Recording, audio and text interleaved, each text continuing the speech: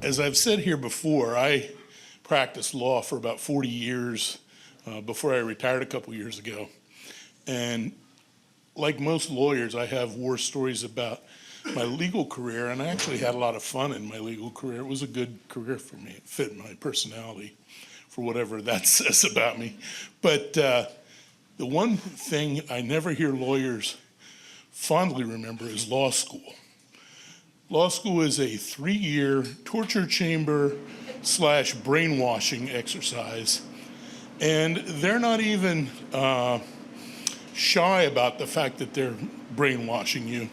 In fact, when you first arrive, they say to you, we're going to teach you to think like a lawyer. And by that they mean, we're going to remove your messy human brain with all the normal emotions and thoughts that you have, and we're going to replace it with a cold, calculating, narrow mind of a lawyer. And they try to do that to varying degrees of success. And I was an English major in undergrad, and the only thing I cared about was literature and art and music and movies, especially movies. And so I resisted their brainwashing, but it's inevitable that you get some of it. So they say about law school, the first year they scare you to death, the second year they work you to death, the third year they bore you to death. There's a lot of truth to that as well. The first year you get these huge case books with hundreds of cases in them, and they assign you a raft of those cases each night. You have to read those cases, take notes, and the next day you're grilled by a law professor about those cases. And he asks question after question. He quibbles with whatever you answer. He doesn't have any answers himself. He keeps adding more questions, and they call that the Socratic method. But it's very intimidating. And so that goes on your first year. And when I got to the end of that first year, I thought, well, that was excruciating and torturous, but why did I do that? Because the only thing that counted for your grade was what you scored on the final exam for each class. So it didn't matter how well you did in class or how well prepared you were for those questions from the professor. That didn't count. It was only what you did on one exam for each class at the end of the semester.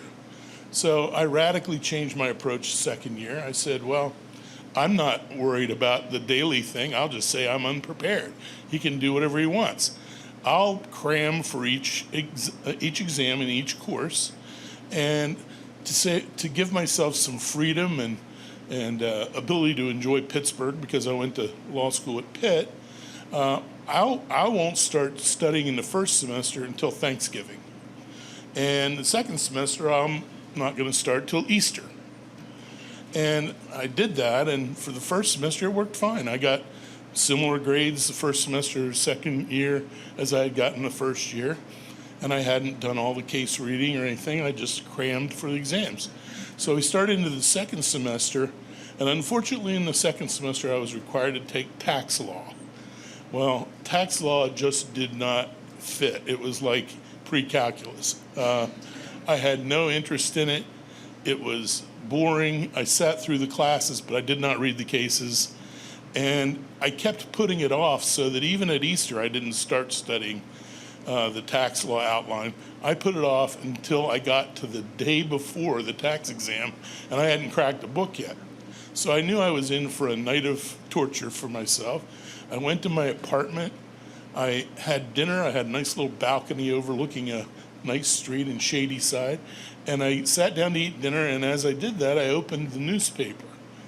And I opened it, fortunately, to the movie section of the Pittsburgh Post-Gazette, and saw that the Pittsburgh Playhouse, which had a wonderful foreign film series, was showing that night, for one night only, the Francois Truffaut movie, The Story of Adele H.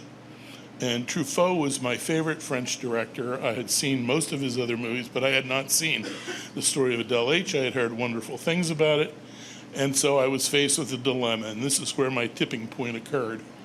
I'm like, am I going to be a lawyer and worry about tax law, or am I going to the French movie and fall in love with Isabelle Adjani, who played Adele H?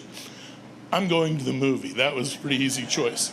So I put the tax book away. I went to the movie, It was a wonderful movie. I was in love. It was beautiful. Very sad and tragic. If you've never seen it, you should see it.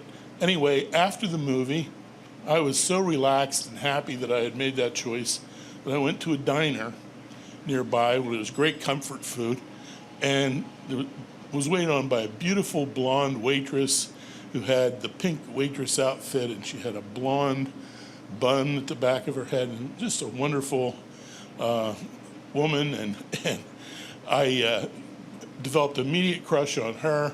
Did nothing about it, of course, but she has stayed with me over the years. And so then I went home, and I couldn't even face trying like a last minute hour of cramming for the tax exam.